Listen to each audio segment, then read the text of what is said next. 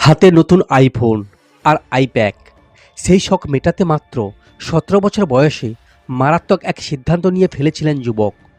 কালোবাজারে বেচে দিয়েছিলেন নিজের একটি কিডনি। আর ১৪ বছর পর সেই সিদ্ধান্তের মাসুল গুনছেন ওয়াং সাংকুং। শখের গ্যাজেট কবেই পূরণ হয়েছে, কিন্তু পরিণত বয়সের সেই ভুলের জেরে আজ তিনি চিরতরে পঙ্গু।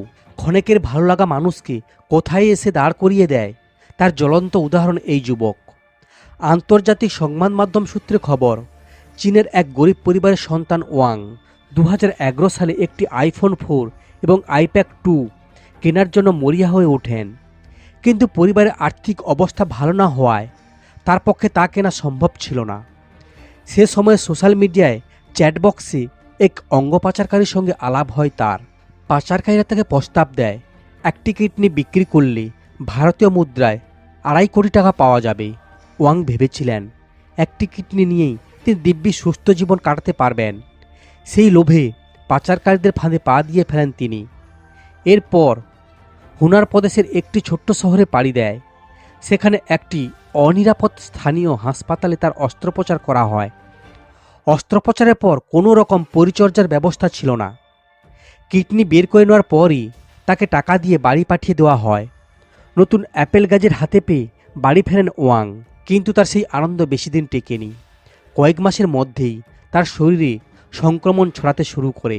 চিকিৎসকরা জানান, অস্বাস্থ্যকর পরিবেশে অস্ত্রোপচারের কারণেই ব্যাকটেরিয়া ছড়িয়ে পড়ে তার অবশিষ্ট কিডনিও মারাত্মক ক্ষতিগ্রস্ত হয়েছে। হাসপাতালে পরীক্ষায় দেখা যায় তার কিডনি কার্যকারিতা প্রায় ২৫% এসে ঠেকেছে। আজ ওয়াংয়ের বয়স ৩১। তিনি এখন সম্পূর্ণ শয্যাশায়ী। শুধু তাই নয়, বেঁচে থাকার জন্য তাকে নিয়মিত ডায়ালিসিস মেশিনের উপর নির্ভর করতে হয়। সম্প্রতি বাজারে এসেছে আইফোন ১৭ প্রো ম্যাক্স, বহু মূল্যবান ফোন। এই পরিস্থিতিতে ওয়াংয়ের ১৪ বছর আগের সেই ভুলের কাহিনী আবারও সোশ্যাল মিডিয়ায় ভাইরাল হয়েছে।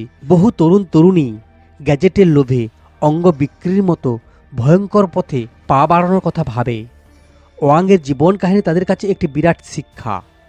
নিজের জীবনের বিনিময়ে পাওয়া এই শিক্ষা যাতে অন্যদের কাজে লাগে, তার জন্য ওয়াং এখন নিজের উদাহরণ হয়ে উঠেছে। তিনি খোলাখুলিভাবে নিজের অভিজ্ঞতার কথা বলেন, পাশাপাশি অবৈধ অঙ্গ বিক্রির ভয়াবহতা সম্পর্কে সচেতন গড়ে তোলার কাজ করেন।